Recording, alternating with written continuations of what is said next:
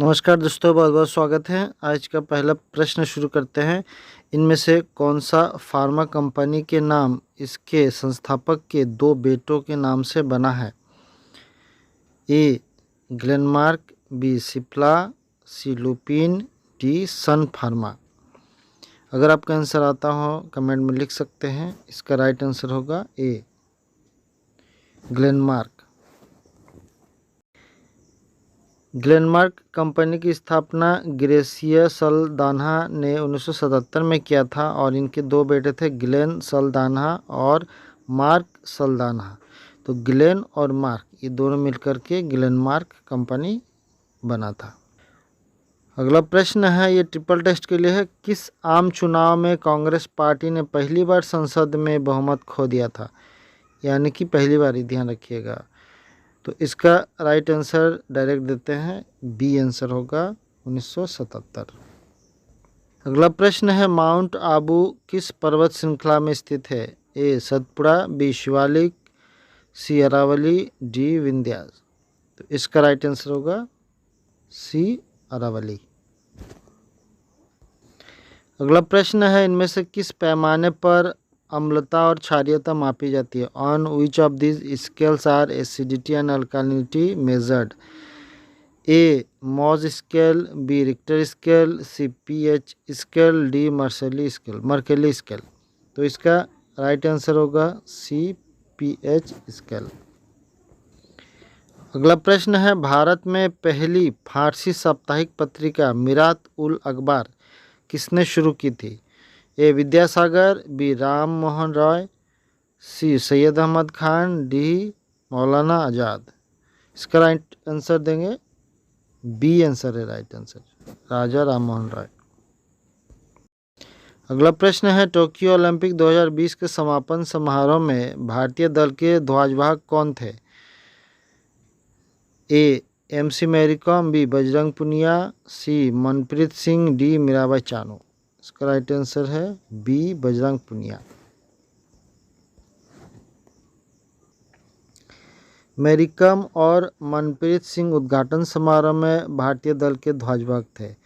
और पैरालंपिक में पहले मरियप्पन थंगावेलु को जो है टोक्यो ओलंपिक 2020 के पैरालंपिक उद्घाटन समारोह के लिए ध्वजवाहक जो है चुना गया था, लेकिन बाद में उनके जगह शॉटपुटर टेकचंद ध्वजवाहक थे पैरालंपिक में। और पैरालंपिक के जो क्लोजिंग सेरेमनी थे उसके जो भारतीय दल के ध्वजवाहक थे अवनी लेखड़ा। अगला प्रश्न इमेज से है। इस एक संकेत है, इसको समझना है, इससे प्रश्न है आगे, इसको देख लीजिए एक बार।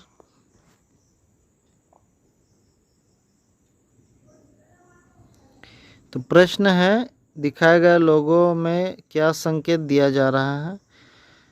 ए no speed limit, B end of speed limit, C speed limit 40 kilometre, D speed limit 20 kilometre. इसका राइट आंसर होगा B end of speed limit. अगला प्रश्न है, एक सूचकांक होता है रेजिडेक्स, ये किससे संबंधित है? ए शेयर प्राइस से, बी म्यूचुअल फंड प्राइस है, सी प्राइस इन्फ्लेशन इंडेक्स है, और डी है लैंड प्राइस यानी कि ज़मीन का। ये आंसर राइट है डी आंसर राइट है, लैंड प्राइसेस यानी ज़मीन के दाम, कीमतें, इससे संबंधित है रेजिडेक्स। अगला प्रश्न है, कोंकण तट किसके बीच फैला है? The Konkan coast stretches between. एक में है गोवा और कोचीन के बीच में है, बी में है गोवा और मुंबई के बीच में है, सी में है गोवा और दमन के बीच में, और डी में है गोवा और गुजरात के बीच में। तो इसका सी आंसर होगा, गोवा और दमन के बीच में है कोंकण तट। गोवा से लेकर के दमन तक के जो स्थान है वह उसको कोंकण तट बोलते हैं। अगला प्रश्न है, 1974 में भारत द्वारा कच्चाथीवू द्वीप किस देश को सौंप दिया गया था? A Sri Lanka, B Maldives, C Indonesia, D Myanmar. इसका आंसर होगा A Sri Lanka.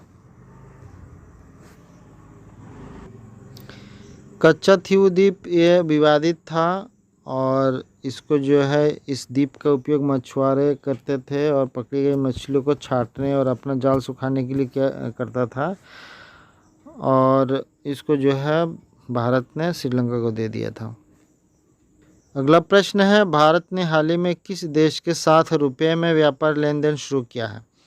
A Sri Lanka, B Nepal, C Bangladesh, D Myanmar. इसका राइट आंसर होगा सी बांग्लादेश। बांग्लादेश और भारत जो है रुपये में अब लेन देन करेगा और इससे अमेरिकी डॉलर पर जो है निर्भरता कम होगा और क्षेत्रीय मुद्रा और व्यापार को मजबूती मिलेगी। अगला प्रश्न है, कॉम्पटन वेल्कोविच किस खगोलीय पिंड के सुदूर भाग पर एक ज्वालामुखी परिसर है? ए पृथ्वी, बी चंद्रमा, सी सूर्य, डी शुक्र। यानी जो कॉम्पटन वेल्कोविच है वो कहाँ पे है? तो ये चंद्रमा पे है और उस जगह पे जो है ज्वालामुखी होने का सबूत मिला है, ग्रेनाइट पत्थर मिला है, जिससे वैज्ञानिकों ने ये कहा कि वहाँ पे ज्वालामुखी विस्फोट हुआ था।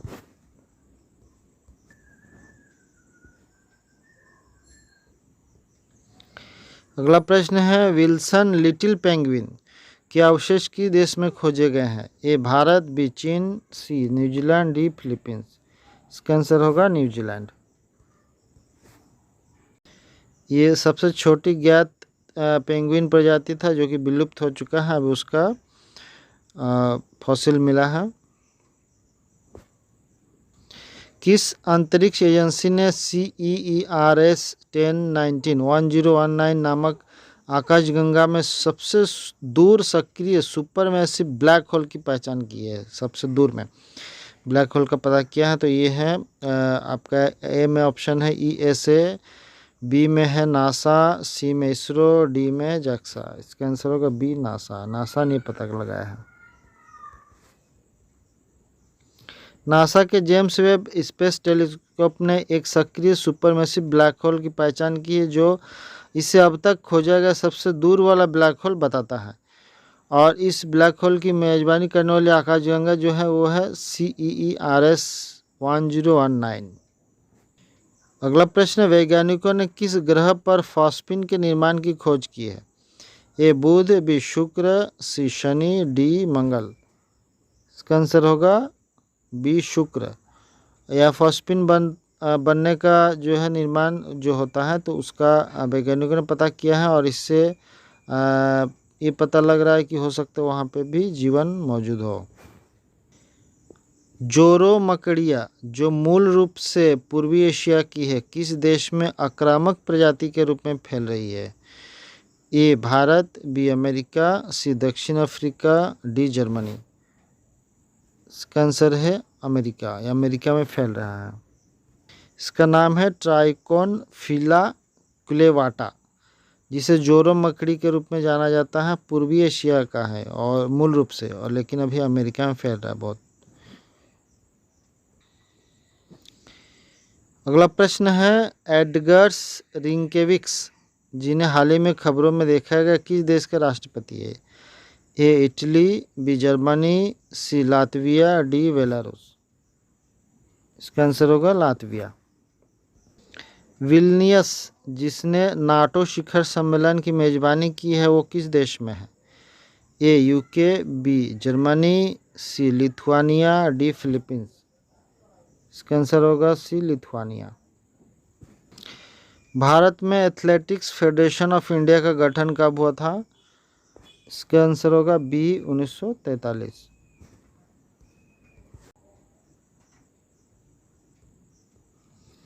अगला प्रश्न है, किस देश ने यूक्रेन को स्कल्प लंबी दूरी की मिसाइलें सौंपी है? A America, B UK, C France, D Canada. इसका आंसर होगा सी फ्रांस। फ्रांस ने यूक्रेन को स्कल्प की जो लंबी दूरी की क्रूज मिसाइल है ये दिए हैं। ये हवा से लॉन्च किए जाने वाली ब्रिटिश फ्रांसीसी मिसाइल है। ब्रिटिश देखिए ब्रिटेन की सेना इसको स्टॉर्म शैडो बोलते हैं। Storm shadow. अगला प्रश्न है, हाल ही में खबरों में रहे प्रवीण कुमार और निषाद कुमार कौन सा खेल खेलते हैं? ए शूटिंग, बी ऊंची कूद, सी गोल्फ, डी फुटबॉल। इसका आंसर होगा बी ऊंची कूद। दोनों ऊंची कूद के प्लेयर हैं। पैरा एथलीट है प्रवीण कुमार और पेरिस में विश्व पैरा एथलेटिक्स चैंपियनशिप में पुरुषों की ऊंची कूद की T64 स्पर्धा में कांस्य पदक जीतने के बाद 2024 पेरिस ओलंपिक के लिए क्वालिफाई किया है। तो फ्रेंड्स आज इतना ही। बहुत बहुत धन्यवाद समय देने के लिए। अगर अच्छा लगे तो लाइक कर दीजिएगा और दोस्तों में शेयर जरूर कर दीजिएगा। दोबारा जल्द मिलते हैं एक नए वीडियो के साथ। बहुत बहुत धन्यवाद। नमस्कार।